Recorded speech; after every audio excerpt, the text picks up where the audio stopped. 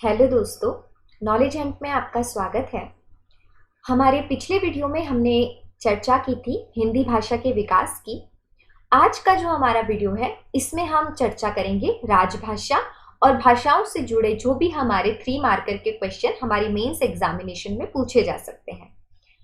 तो राजभाषा को समझने से पहले दोस्तों हमें ये जानना जरूरी है कि भाषा क्या होती है।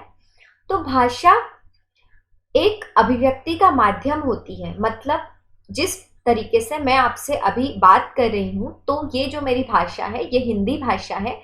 तो इस भाषा के माध्यम से मैं अपने विचार या अपनी बात आपके सामने रख पा रही हूँ। तो भाषा कोई भी हो सकती है, जैसे हिंदी, गुजराती, मराठी, ये सारी भाषाएं होती हैं और इन भाषाओं के माध्यम से व्यक्ति अपने विचार को किसी दूसरे व्यक्ति के विचारों के अपने विचारों को किसी दूसरे व्यक्ति के समक्ष प्रस्तुत करते हैं। तो क्या है भाषा? भाषा अभिव्यक्ति का एक माध्यम है। और अभिव्यक्ति का अर्थ क्या होता है? अभिव्यक्ति का अर्थ होता है अपने भावों को व्यक्त करना। और हम जब अपने भावों को व्यक्त करने के लिए जो माध्यम अपनाते हैं वो कहलाता है भाषा। तो देखो, या तो हम किसी को बोल के कुछ समझाते हैं या हम किसी इशारे में उसको कोई बात समझा देते हैं। तो भाषा आपकी 2 प्रकार की होती है, एक होती है आपकी मौखिक और एक होती है आपकी लिखित और एक होती है सांकेतिक भाषा। आप यहाँ पर 3 प्रकार जोड़ सकते हैं बेसिकली, कि एक होती है मौखिक भाषा, एक होती है लिखित भाषा और एक होती है सांकेतिक भाषा। तो भाषा जो शब्द है इसकी उत्पत्ति कैसे हुई? तो भाषा जो शब्द है दोस्तों इसकी उत्पत्ति धातु से हुई है और इसका अर्थ होता है व्यक्त करना। ठीक है, तो आपसे पूछा जाए भाष शब्द की उत्पत्ति कैसे हुई है, तो भाष शब्द की उत्पत्ति धातु से हुई है जिसका शाब्दिक अर्थ होता है व्यक्त करना। प्रकार के आधार पर हम मुख्यतः भाषा को 3 प्रकार से कर सकते हैं। अगर आपको एग्जाम में लिखना हो तो आप 2 भी लिख सकते हैं, जैसे कि मौखिक, लिखित और सांकेतिक भाषा। अब हमने यहाँ पर सांकेतिक भाषा प्रकार में इसीलिए नहीं जोड़ा है, क्यों? क्योंकि सांकेतिक भाषा का अपना कोई व्याकरण नहीं होता है, इसीलिए इसे हम प्रकार में वस्तुतः इसे सम्मिलित नहीं किया जाता है। तो यदि हम बात करें सांकेतिक भाषा को क्यों नहीं किया जाता है, तो इसका कारण ये है क्योंकि सांकेतिक भाषा का आपके पास इतना व्याकरण नहीं होता है। ठीक है, तो प्रयोग के आधार पर यदि हम बात करें तो भाषा कितने प्रकार की होती है? तो देखो फ्रेंड्स, प्रयोग के आधार पर भाषा होती है। एक तो मातृभाषा, मतलब हम जन्म लेते हैं उसके बाद हम जिस भाषा में बात करने लगते हैं, जिस भी क्षेत्र में हम रहते हैं वहां पर जो बोली बोली जाती है, जो भाषा बोली जाती है, हम उसी भाषा में बात करना सीखते हैं, तो वो होती है हमारी मातृभाषा। एक होती है हमारी प्रांतीय भाषा। प्रांतीय भाषा मतलब आप किस स्टेट से बिलोंग करते हैं, आप किस राज्य से संबंधित हैं। जैसे आप गुजरात से संबंधित हैं तो गुजराती, राजस्थान से संबंधित है राजस्थानी, मालवा से संबंधित हैं तो मालवी। मतलब आप किस भौगोलिक क्षेत्र से बिलोंग करते हैं या आपका संबंध किस प्रांत से है, उसके आधार पर जो आपकी भाषा निर्धारित होती है वो कहलाती है प्रांतीय भाषा। तीसरी भाषा है हमारी राजकीय भाषा। राजकीय भाषा मतलब आपका जो देश है वहां पर जितने भी राजकीय कार्य होते हैं, जितने भी गवर्नमेंट के ऑफिशियल वर्क होते हैं, उनमें जो भाषा यूज की जाती है। तो देखो, अगर आपसे पूछा जाए राष्ट्रीय भाषा, तो हमारी भारत की कोई राष्ट्रीय भाषा नहीं है। हमारी राजकीय भाषा को हिंदी के रूप में चुना गया है और उसकी लिपि देवनागरी है। इसे 14 सितंबर यानी कि 14 सितंबर 1939 को हिंदी को राजकीय भाषा के रूप में चुना गया है। तभी से हम 14 सितंबर को हम मनाते हैं हिंदी दिवस। तो आप याद रखें कि राजकीय भाषा हमारी हिंदी है और ये हमारे संविधान के भाग 17 के अनुच्छेद 343 से 351 तक जो भी हमारे प्रावधान है वो किससे संबंधित है? राजकीय भाषा से।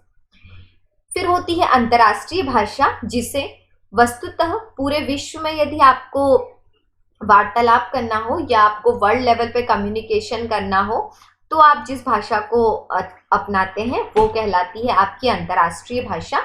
तो अंतर्राष्ट्रीय भाषा के रूप में हम अंग्रेजी भाषा को अंतर्राष्ट्रीय भाषा मानते हैं। एक होती है सांस्कृतिक भाषा, कि आपकी संस्कृति की जो मूल भाषा है वो कौन सी है। तो यदि हम बात करें भारत के संदर्भ में, तो भारत की संस्कृति की जो मूल भाषा है दोस्तों, वो संस्कृत भाषा कहलाती है। फिर होती है एक मानक भाषा। मानक भाषा यानी शुद्ध भाषा, जैसे कि अभी मैं जो अधिकतर जो मैं वाक्य अभी बोल रही हूँ या शब्द जो बोल रही हूँ, वो मानक भाषा से होते हैं, जो कि हम हमारे डेली लाइफ में हम इस तरीके से हम बात नहीं करते हैं। तो जो मानक भाषा होती है वो वस्तुतः शुद्ध भाषा कहलाती है। अमानक भाषा जो होती है, अमानक भाषा को हम अशुद्ध भाषा भी बोलते हैं। क्यों? क्योंकि हम इसमें उन शब्दों को भी जोड़ लेते हैं जो वस्तुतः किसी भाषा में होते ही नहीं है। जैसे कि जा रहा है को बोला जाता है कहीं कहीं जारिया है ना। तो इंदौर की अगर हम बात करें स्पेसिफिकली, तो जैसे कि जा रहा है को जारिया है, खा रहा है को खारिया है। तो ये सारी जो जिस तरीके से ये जो कन्वर्ट कर दिया जाता है, ये हो जाता है अमानक भाषा। ठीक है, तो इतनी भाषा के आप प्रकार देखेंगे। तो ये हो गया एक भाषा का एक छोटा सा परिचय।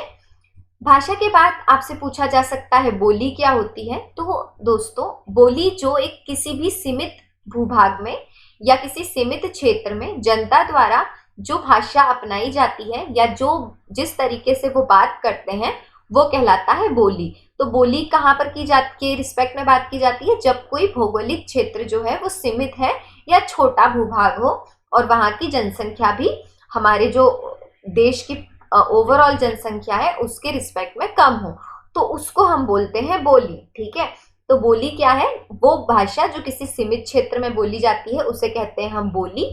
बोली में आता है आपकी मालवी बोली, बुंदेली, ब्रज, खड़ी बोली। ये जो है ये सारी बोली के विभिन्न रूप हैं या विभिन्न उदाहरण हैं। बोली के बाद आता है विभाषा। तो विभाषा आपसे फिर 3 मार्कर में पूछा जा सकता है। तो देखो, याद रखें आप दोस्तों कि जब भी किसी बोली में साहित्य की रचना कर दी जाती है, जैसे कि आप देखते हैं ब्रज में साहित्य लिखा जाता है, बुंदेली साहित्य होता है, अवधी साहित्य होता है, मैथिली भाषा में साहित्य होता है। तो जब भी किसी बोली में साहित्य की रचना होने लग जाती है तो उसे हम बोलते हैं विभाषा। ठीक है, तो अब हम बात करें कि अब उपयोग के आधार पर भाषा का क्या एक वस्तुतः परिचय होगा या वस्तुतः क्या इसकी डेफिनेशन होगी। तो भाषा क्यों हम क्या बोल सकते हैं? जब किसी बोली में साहित्य भी आ जाए और व्याकरण भी आ जाए। तो कैसे याद रखोगे? बोली मतलब जो किसी सीमित क्षेत्र में बोली जा रही है दोस्तों, वो होती है हमारी बोली। जब किसी बोली में साहित्य की रचना की जाने लग जाती है तो उसे हम बोलते हैं विभाषा। और भाषा कब होती है? जब किसी बोली में व्याकरण और साहित्य दोनों लिखा जाता है तो वो बोली क्या कहलाती है? भाषा। ठीक है, तो यही है बेसिक कॉन्सेप्ट और यही आपके 3 मार्कर के क्वेश्चन आते हैं जिसमें आप ये डेफिनेशन यूज कर सकते हैं। तो यदि हम बात करें कि भाषा व बोली में मुख्यतः क्या अंतर होता है, तो देखो, भाषा जो होती है वो औपचारिकता को प्रतीक है या औपचारिकता का परिचय देती है। जैसे कि अभी जो मैं जिस तरीके से बात कर रही हूँ, वैसे मैं मूलतः अपने घर में बात नहीं करती हूँ। तो अभी जो एक तरीके की भाषा हो रही है, ये जो बोलने का तरीका है, ये औपचारिक भाषा में कहलाएगा। जबकि बोली जो होती है उसमें एक अपनत्व की भावना होती है। क्यों? क्योंकि वो जो भी हमारे आपसी जो हमारा रहवास होता है, वहां पर जो लोग जिस तरीके से बात करते हैं, हम उसी तरीके की बात वहां पर करते हैं। तो आप पहला अंतर याद रखें कि भाषा औपचारिकता का प्रतीक होती है, जबकि बोली जो होती है वो अपनत्व का प्रतीक होती है। बोली का अपना कोई व्याकरण नहीं होता है, यद्यपि बोली में आपको साहित्य का सृजन देखने को मिले। तो आप याद रखें कि बोली में भले ही साहित्य लिखा जाए पर बोली का कोई अपना व्याकरण नहीं होता है, जबकि भाषा में आपको साहित्य और व्याकरण दोनों को मिश्रण आपको देखने को मिलेगा। भाषा के बाद आता है दोस्तों उपभाषा। उपभाषा मतलब यह है कि जब बोलियों को पुनः विभाजित कर दिया जाता है क्षेत्र के आधार पर, या किसी क्षेत्र में कौन सी भाषा बोली जाती है। जैसे मालवा में आप देखोगे कि मालवा में भी बहुत सारी भाषाएं बोली जाती हैं। तो जब भी किसी बोली को पुनः क्षेत्र के आधार पर विभाजित कर दिया जाए या बोलने की क्षमता के आधार पर विभाजित कर दिया जाए तो उसे हम कहते हैं उपभाषा। तो आप याद रखें, ये क्वेश्चन पूछा जाता है आपसे कि जो हिंदी है उसकी कितनी उपभाषाएं हैं और कितनी बोलियां हैं। तो आप ये बताना कि आचार्य धीरेन्द्र वर्मा के अनुसार हिंदी की 17 बोलियां हैं जिन्हें 5 उपभाषाओं में विभाजित किया गया है। क्या याद रखेंगे कि आचार्य धीरेन्द्र शर्मा के अनुसार हिंदी की 17 बोलियां हैं जिन्हें 5 उपभाषाओं में विभाजित किया गया है। तो यदि हम बात करें कुछ तथ्यों की, तो याद रखें दोस्तों कि जो सबसे बड़ी हिंदी की बोली है वो है आपकी भोजपुरी। 8वीं अनुसूची में शामिल बोली है मैथिली। 8वीं अनुसूची में शामिल होने की संभावना है अभी बोली की जो वो है भोजपुरी। ये तीनों ही इंपॉर्टेंट है। क्यों? क्योंकि एक तो इसीलिए इंपॉर्टेंट है क्योंकि हमारा जो कॉन्स्टिट्यूशन का शेड्यूल 8 है यानी कि 8वीं अनुसूची, उसमें एक ही बोली आती है, बाकी सारी भाषाएं हैं और ये बोली है आपकी मैथिली बोली। ठीक है, अब अगला तथ्य है वो बोली जो विभाषा भी है। तो इसमें आ जाता है आपका ब्रज भाषा, उसके बाद बुंदेली, खड़ी बोली, मैथिली और भोजपुरी। तो ये किस आधार पे बोल रहे हैं हम ये इस आधार पे बोल रहे हैं कि ये जो बोलियां हैं जैसे ब्रज बोली, बुंदेली बोली, खड़ी बोली, मैथिली बोली, भोजपुरी बोली, इन बोलियों में आपको साहित्य भी देखने को मिलता है। तो इसीलिए ये जो बोलियां हैं ये क्या है, बोली भी है और विभाषा भी है।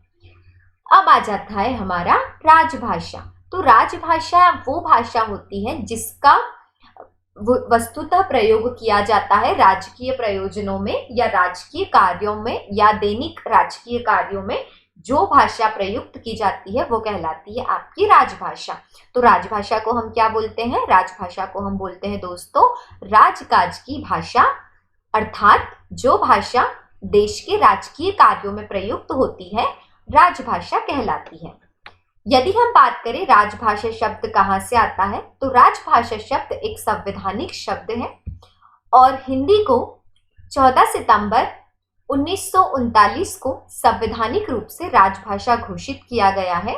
इसीलिए प्रत्येक वर्ष 14 सितंबर को हिंदी दिवस के रूप में मनाया जाता है। 3 मार्कर में पूछा जाएगा और इजीली है, और ये क्वेश्चन तो पूछा ही गया है प्रीवियस एग्जाम में भी कि आपकी हमारा जो हिंदी दिवस है ये कब मनाया जाता है, राजभाषा कैसा शब्द है, तो राजभाषा संवैधानिक शब्द है और हिंदी को हमने क्या माना है, हमारी संवैधानिक रूप से राजभाषा घोषित किया गया है 14 सितंबर को, इसीलिए हम 14 सितंबर को हिंदी दिवस के रूप में मनाते हैं।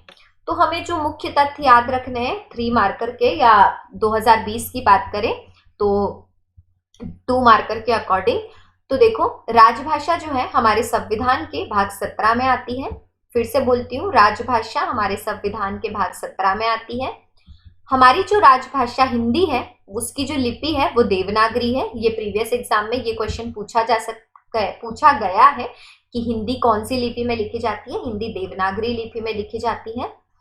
हमारी राजभाषाओं के जो हिंदी है उसके अतिरिक्त हमारी जितनी भी भाषाएं हैं जिन्हें संविधान में सम्मिलित किया गया है वो वस्तुतः संविधान की 8वीं अनुसूची में आपको देखने को मिल जाएगी। इसमें जो हमारा मूल संविधान था इसमें 14 भाषाएं थी, बाद में अन्य भाषाओं को भी ऐड किया गया और उनके सम्मिलित किए जाने के बाद वर्तमान में 8वीं अनुसूची में 22 भाषाएं शामिल हैं।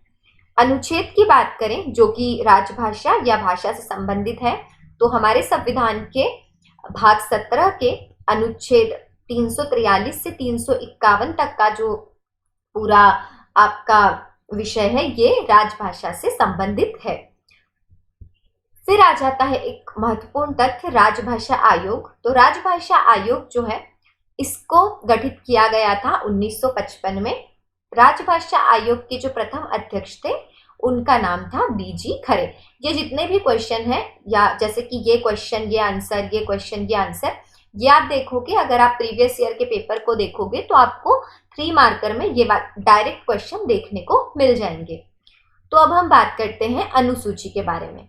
तो देखो दोस्तों, हमारी जो 8वीं अनुसूची है ये मूल संविधान में इसमें आपके 14 भाषाएं थी।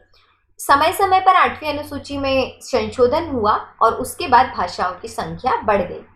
तो हमारा जो 21वां संविधान संशोधन हुआ जो कि हुआ था 1967 में, तो इसके उपरांत सिंधी भाषा को जोड़ा गया। तदुपरांत हमारे यहाँ पर जो संविधान है उसमें 71वां संविधान संशोधन हुआ, जो कि वर्ष 1992 में हुआ।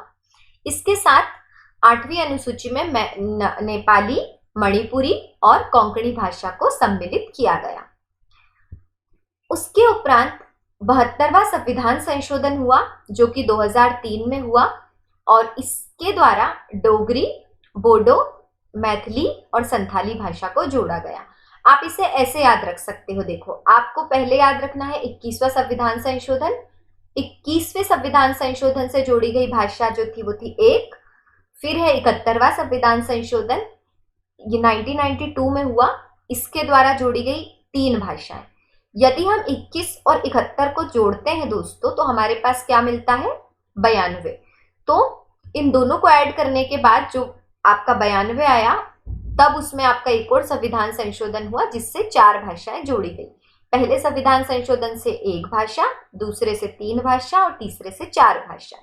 ठीक है, तो आप पहली तो याद रखेंगे कि पहली जो संविधान संशोधन हुआ था, 21वां संविधान संशोधन 1967 में, इसके द्वारा सिंधी जोड़ी गई। 71वां संविधान संशोधन जिसके द्वारा नेपाली, मणिपुरी और कोंकणी भाषा को जोड़ा गया, इसको आप नमक एब्रिविएशन से याद रख सकते हैं। न से नेपाली, म से मणिपुरी और क से कोंकणी। जो आपका 92वां संविधान संशोधन है, इसके द्वारा जो 4 भाषाएं जोड़ी गई, इसे आप डीबीएमएस से याद रख सकते हैं, जो कि हमारा कंप्यूटर से संबंधित एक शब्द है। तो डीबीएमएस मतलब होता है, आप बताएंगे डीबीएमएस का मतलब क्या होता है, तो आप डीबीएमएस से इसे याद रखना। डी से डोगरी, ब से बोडो, एम से मैथिली और एस से संथाली। तो वैसे फ्रेंड्स, डीबीएमएस का मतलब होता है डाटा बेस मैनेजमेंट सिस्टम। तो डाटा बेस मैनेजमेंट सिस्टम से आप इस एब्रिविएशन को याद रख सकते हैं। ड से डोंगरी, ब से बोडो, म से मैथिली और एस से संथाली। उसके बाद हमने अभी अनुसूची देखा। यदि हम बात करें संविधान के भाग 17 की, जो कि राजभाषा से संबंधित है, इसमें आपको दोस्तों 4 अध्याय देखने को मिलेंगे और इसमें अनुच्छेद जो है वो है आपके 343 से लेके 351। तो हमारा जो भाग 17 है संविधान का, उसका जो अध्याय फर्स्ट है वो बताता है संघ की राज्यभाषा। तो उसी के अनुरूप हमारा जो अनुच्छेद 343 है वो बताता है कि संघ की राजभाषा हिंदी व लिपि जो है संघ की वो आपकी देवनागरी लिपि होगी। अनुच्छेद 344 ये बताता है कि राजभाषा के संबंध में आयोग और संसद की समिति का निर्माण किया जा सकता है। ठीक है, तो राजभाषा आयोग जो बना था, देखो 1955 में बना था, और राजभाषा के संबंध में यदि कोई संसद में समिति बनानी हो तो ये समिति बनाने का अधिकार किसके पास है? तो जब आप दोस्तों राजभाषा अधिनियम 1963 को पढ़ते हैं तो आप इस बात में, वहां पर लिखा हुआ है धारा 4 में कि संसद की समिति बनाने का जो अधिकार है ये किसके पास है? राष्ट्रपति के पास है। ठीक है, तो अनुच्छेद 344 क्या है? राजभाषा के संबंध में आयोग व संसद की समिति। फिर आता है हमारा अध्याय 2। अध्याय 2 जो है ये प्रादेशिक भाषाओं से संबंधित है दोस्तों। अध्याय 2 में आपका अनुच्छेद 345 आता है।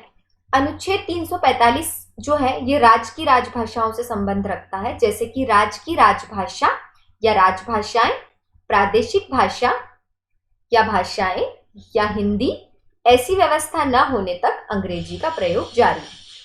तो ये इसलिए हुआ कि देखो क्या हुआ था कि जब हम आजाद हुए तो हमारे यहाँ, तो आपको भी पता है कि विविधता में एकता है, जिसे हम बोलते हैं यूनिटी इन डाइवर्सिटी।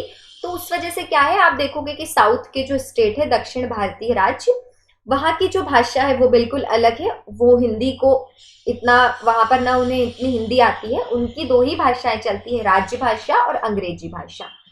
तो राज्यों की स्थिति को ध्यान में रखते हुए ये प्रावधान किया गया अनुच्छेद 345 में कि राज्य की जो भी राजभाषा या राजभाषाएं हैं, चाहे वो हिंदी हो या कोई अन्य भाषा हो, जैसे कि आप देखते हो कि साउथ के राज्य में अलग भाषाएं चलती हैं, तो वहां पर या तो आप आपकी प्रादेशिक भाषा यूज कर सकते हो या आप हिंदी भाषा का उपयोग कर सकते हो, और आपके पास यदि ऐसी व्यवस्था नहीं है तो आप तब तक अंग्रेजी में आपके जो भी प्रांतीय वो राज्य के कार्य हैं, जो भी राज्य के आपके राजकीय कार्य हैं, उन्हें आप अंग्रेजी भाषा, अपनी प्रादेशिक भाषा या हिंदी आप कर सकते हो तो आप हिंदी भाषा में भी जारी कर सकते हो।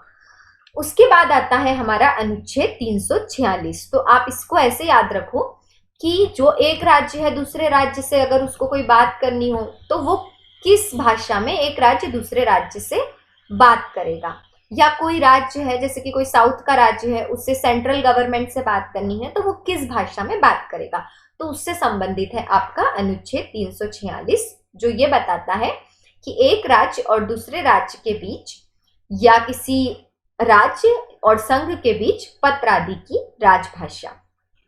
उसके उपरांत है हमारा अनुच्छेद 347।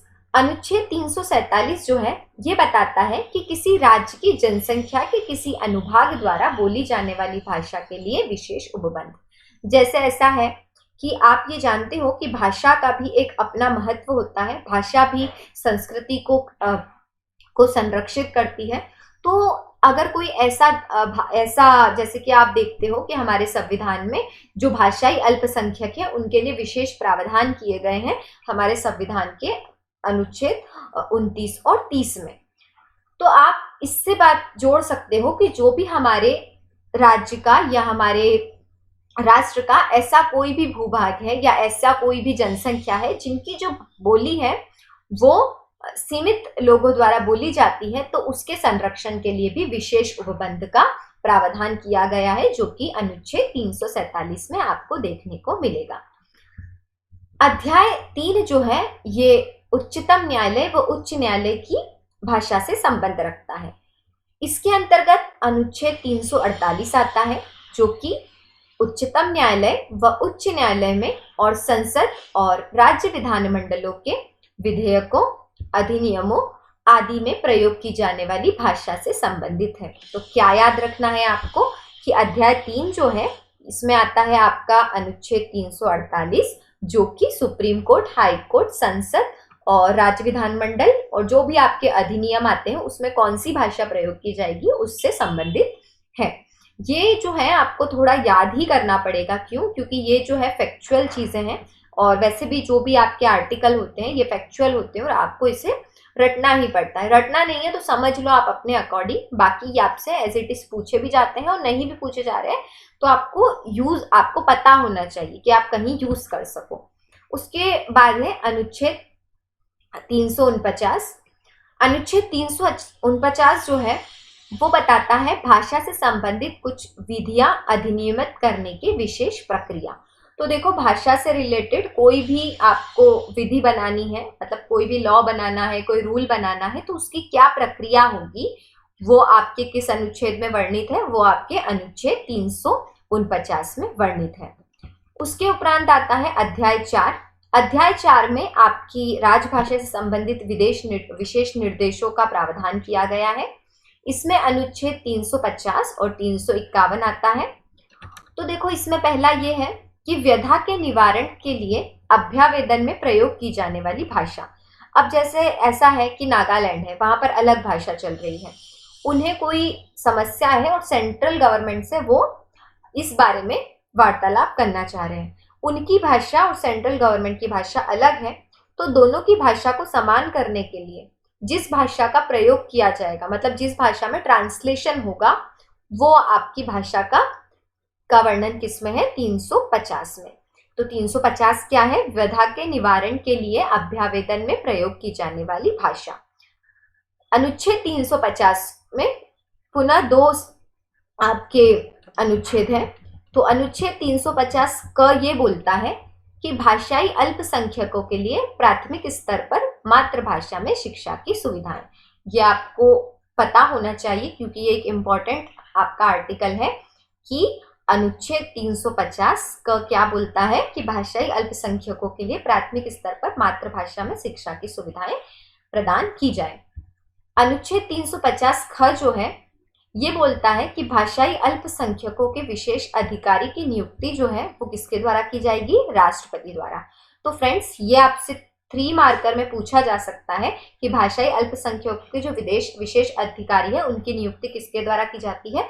तो आप ये तो बता देंगे कि राष्ट्रपति के द्वारा की जाती है, पर आपको इसमें अनुच्छेद को जोड़ना बहुत जरूरी है कि आप आपके आंसर में अनुच्छेद को भी वर्णित करें कि ये अनुच्छेद है और इसके तहत राष्ट्रपति जो है भाषाई अल्पसंख्यकों के विशेष अधिकारी की नियुक्ति करता है। उसके उपरांत है हमारा अनुच्छेद 351। अनुच्छेद 351 जो है हिंदी भाषा के विकास के लिए विशेष निर्देश का प्रावधान करता है, और ये आपकी जो लूसेंट की बुक है या पॉलिटी की बुक है उसमें आपको ये इजीली देखने को मिल जाता है, ये वाला आर्टिकल। ठीक है, तो अनुच्छेद 351 किससे संबंधित है? हिंदी भाषा के विकास के लिए विशेष निर्देशों से संबंधित है। यदि हम बात करें अन्य संवैधानिक उपबंध जो कि राजभाषा से संबंधित है, तो अनुच्छेद 120 जो है ये बताता है कि संसद में प्रयोग की जाने वाली भाषा, तो संसद में आपकी देखो एक तो हिंदी चलती है, इंग्लिश चलती है, और कोई राज्य विशेष की भाषा है और वो अपनी राजकीय अपने प्रांत की भाषा में ही बोलना चाह रहे हैं, तो वो भी हमारे यहाँ पर संसद में इसकी भी अनुमति है। तो आप ये याद रखेंगे कि अनुच्छेद 120 किससे संबंधित है? संसद में प्रयोग की जाने वाली भाषा से।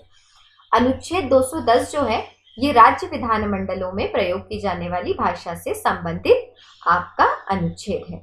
तो ये जो फ्रेंड था ये एक इम्पॉर्टेंट टॉपिक है जिससे क्वेश्चन बनते हैं, और आज हमने जो डिस्कस किया इससे आपके 3 मार्कर या 2020 के अकॉर्डिंग की बात करें तो 2 मार्कर के जो आपके क्वेश्चन आते हैं, 2 मार्कर क्वेश्चन बेसिकली, उससे भी इसमें क्वेश्चन बनते हैं। तो ये एक इम्पॉर्टेंट सब्जेक्ट है, आप चाहें तो इसके नोट्स बना सकते हैं ये, और आप इन्हें याद करने की या तो अपनी कोई ट्रिक बना सकते हो या आप इन्हें रट सकते हो, क्योंकि अनुच्छेद बेसिकली आपको थोड़ा फैक्चुअल होता है तो रटने ही पड़ते हैं। तो आज के लिए इतना ही, धन्यवाद।